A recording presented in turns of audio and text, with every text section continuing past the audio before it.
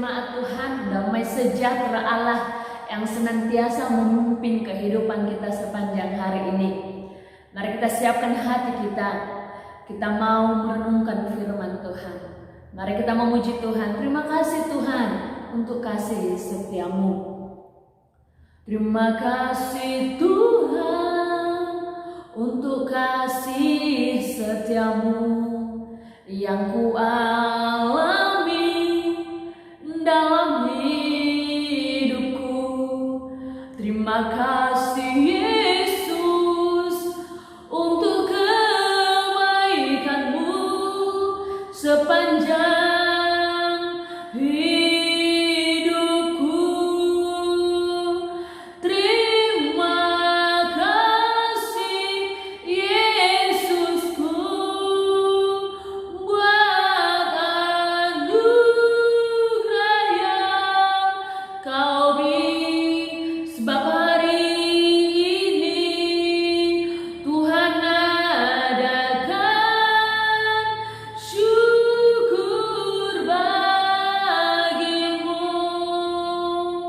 Terima kasih Yesusku buat anugerah yang kau beri, sebab hari ini Tuhan adakan syukur bagimu.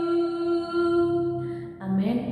Biarlah ucapan syukur kita senantiasa kita naikkan di hadapan Tuhan. Mari kita membuka kitab kita, Imamat 6 ayat 8 sampai ayat yang ke-23.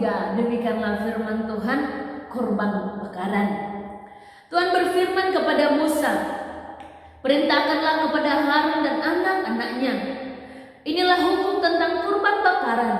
Korban bakaran itu haruslah tinggal di atas perapian, di atas mezbah semalam-malaman sampai pagi.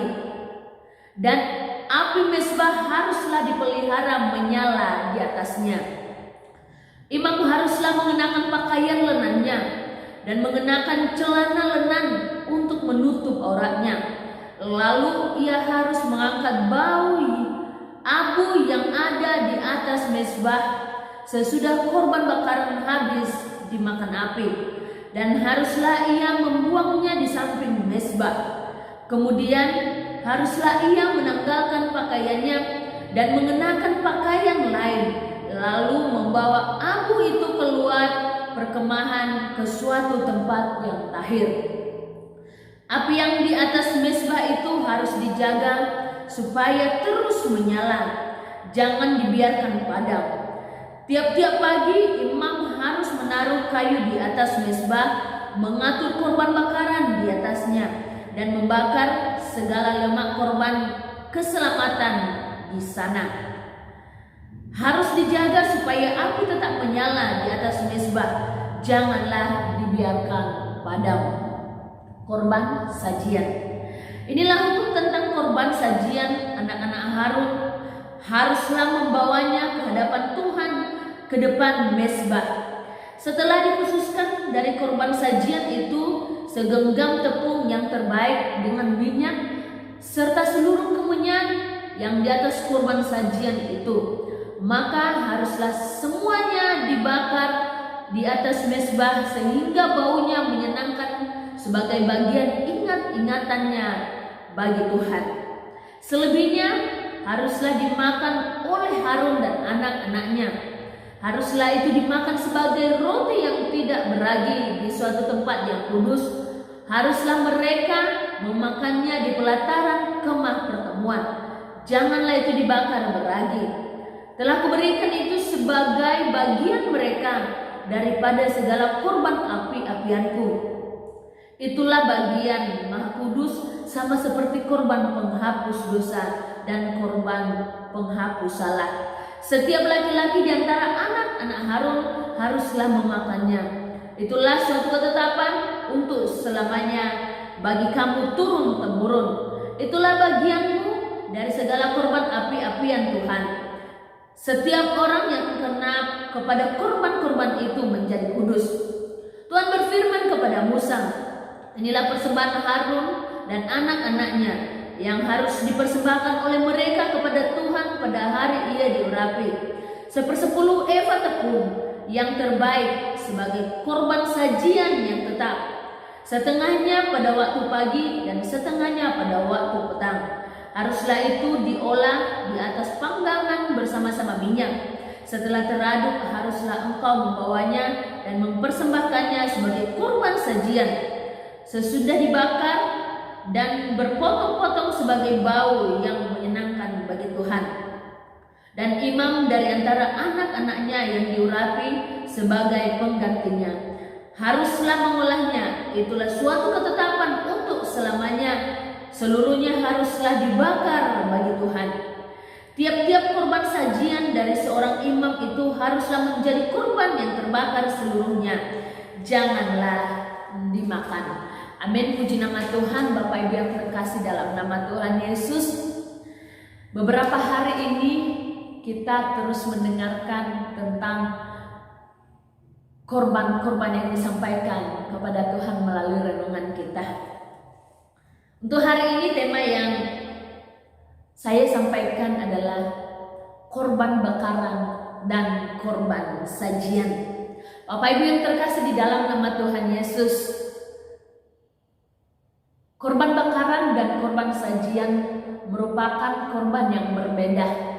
Tetapi korban bakaran dan korban sajian tidak dapat dipisahkan karena ini satu rangkaian dari korban yang disampaikan kepada Tuhan. Kalau boleh kita ingat kembali di pasal 1 Imamat dan pasal 2, setelah korban bakaran maka disusul oleh korban sajian. Kita akan membahasnya satu persatu. Bapak Ibu yang terkasih dalam nama Tuhan Yesus, kalau Bapak Ibu ingat, minggu lalu saya menyampaikan tentang korban bakaran yang mengingatkan kita bahwa korban bakaran itu adalah korban penghapus dosa, korban yang disampaikan kepada Allah sebagai korban perdamaian karena umat Tuhan telah jatuh ke dalam dosa, dan untuk mendamaikannya kepada Allah dia harus membawa korban yang terbaik dari hasil ternaknya, dan dia akan sampaikan melalui imam, dan karena itu dia mendapatkan pendamaian dari Tuhan. Bapak Ibu yang terkasih dalam nama Tuhan Yesus, kedua korban ini adalah sama prinsipnya. Korban yang dibawa di hadapan Tuhan adalah korban yang terbaik. Korban yang harus disampaikan kepada Tuhan adalah korban yang tidak bercela. Korban yang disampaikan kepada Tuhan bukanlah korban yang sembarangan, korban pilihan. Karena Tuhan adalah Tuhan yang besar, Tuhan yang sempurna, Tuhan di atas segala Tuhan, dan kepadanya lah kita sampaikan korban yang terbaik. Karena hanya karena kita sampaikan korban yang terbaik, maka Tuhan berkenan akan korban kita dan akan kita pribadi. Bapak Ibu yang terkasih di dalam nama Tuhan Yesus, mari kita membaca di ayat yang ke-12 berkata seperti ini.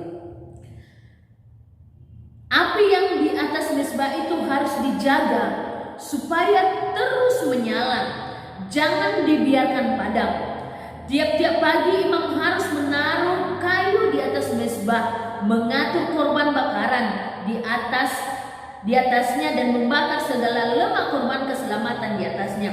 Harus dijaga supaya api tetap menyala di atas mezbah, janganlah dibiarkan padam. Bapak Ibu yang terkasih di dalam nama Tuhan Yesus, selain daripada korban yang terbaik kita bawa di hadapan Tuhan sebagai korban bakaran menurut kitab perjanjian lama, imam yang adalah hamba Tuhan yang sudah diangkat Tuhan harus menjaga api korban itu tetap menyala. Ini artinya apa? Ini artinya Tuhan mengingatkan kepada kita bahwa kita adalah manusia yang berdosa, yang memerlukan nyala api pengampunan setiap saat. Setiap saat kita tidak tahu, bisa saja kita melakukan kesalahan, baik yang kita sadari maupun yang tidak kita sadari. Tetapi Tuhan telah menyediakan pengampunan bagi kita setiap saat. Api yang dinyalakan semalam-malaman dan tidak boleh dibiarkan padam, ini membuktikan bahwa pengampunan telah Allah sediakan setiap waktu bagi kita. Terus yang kedua, ini mengingatkan kita bahwa Allah bersedia mengampuni kita setiap saat. Allah bersedia mengampuni kita setiap saat. Api ini juga dapat dilambangkan dengan Allah hadir. Kalau kita hubungkan dengan firman Tuhan hari ini, Allah senantiasa hadir untuk kita orang-orang yang berdosa, mengampuni kita setiap saat.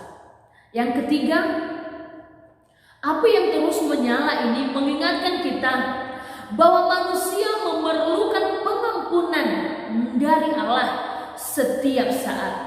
Karena manusia tidak dapat menjamin hidupnya bersih di hadapan Allah setiap saat. Karena itu Allah menyediakan pengampunan setiap saat. Dan bukan berarti Bapak Ibu kalau Tuhan sudah siapkan pengampunan setiap saat, kita bisa sewenang-wenang dalam kehidupan kita. Tidak. Tetapi Allah menyediakan semuanya ini. Tuhan mau mengingatkan kita, engkau tidak bisa bersih setiap saat. Karena itu aku bersedia, kapan saja engkau datang, aku ada mengampunimu. Demikian yang dilakukan oleh Tuhan Yesus di atas kayu salib. Dia mati untuk kita, bukan hanya pada waktu lalu, tetapi waktu saat ini dan waktu yang akan datang. Ketika kita melakukan kesalahan, baik yang sengaja maupun yang tidak sengaja, Yesus bersedia memberi dirinya sebagai pengampunan bagi kita. Karena itu Bapak Ibu, ketika melakukan kesalahan, jangan ragu datang, karena Allah telah menyediakan bagi kita korban yang luar biasa itu, dan Dia menerima korban itu yang adalah diri Yesus sendiri sebagai pengampunan untuk kita. Bapak Ibu yang terkasih dalam nama Tuhan Yesus, setelah kita sudah paham apa itu korban bakaran dan bagaimana kita boleh mengalaminya, sekarang kita masuk pada korban sajian. Saya katakan tadi bahwa korban bakaran dan korban sajian itu tidak dapat dipisahkan.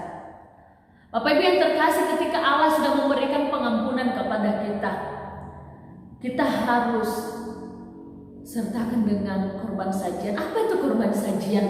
Korban sajian adalah korban ucapan syukur kepada Allah. Dan biasanya korban sajian ini dibawa di hadapan Tuhan, hasil dari jeripaya anak-anak Tuhan atau orang Israel dari hasil pertanian mereka. Perhatikan ayat 15.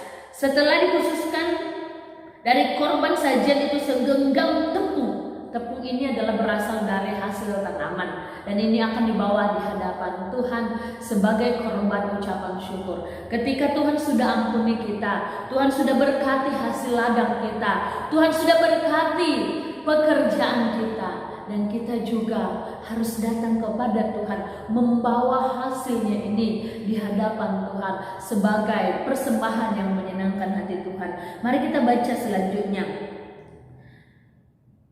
Serta seluruh kemenyan yang di atas korban sajian itu, maka haruslah semuanya itu dibakar di atas mezbah sehingga baunya menyenangkan sebagai bagian ingat-ingatannya bagi Tuhan. Bapak Ibu, ternyata hasil usaha kita, hasil tanah kita, hasil pekerjaan kita, ketika kita berikan kepada Tuhan sebagai korban sajian kita, itu menyenangkan hati Tuhan. Bapak Ibu yang terkasih dalam nama Tuhan Yesus, di ayat 15 dikatakan, ini harus dikorbankan di hadapan Tuhan segenggam tepung yang terbaik dengan minyak serta seluruh kemenyan. Ini persembahan-persembahan yang dikhususkan oleh Tuhan, yang diperintahkan oleh Tuhan, yang dibawa ke hadapannya. Ini korban yang terbaik. Karena itu saat kita memberikan persembahan korban kepada Tuhan, mari kita memberikan korban yang terbaik. bukan sisa-sisa daripada berkat yang sudah Tuhan berikan, tetapi kita khususkan yang akan kita berikan kepada Tuhan, karena itu yang menyenangkan hati Tuhan. Bapak Ibu pasti tidak ingin ketika memberikan persembahan itu tidak menjadi persembahan yang menyenangkan hati Tuhan. Karena itu mari jangan memberikan persembahan yang sembarangan, memberikan persembahan yang terbaik, bukan dari jumlahnya, tetapi bagaimana kita mengkhususkannya kepada Tuhan, itu yang terbaik.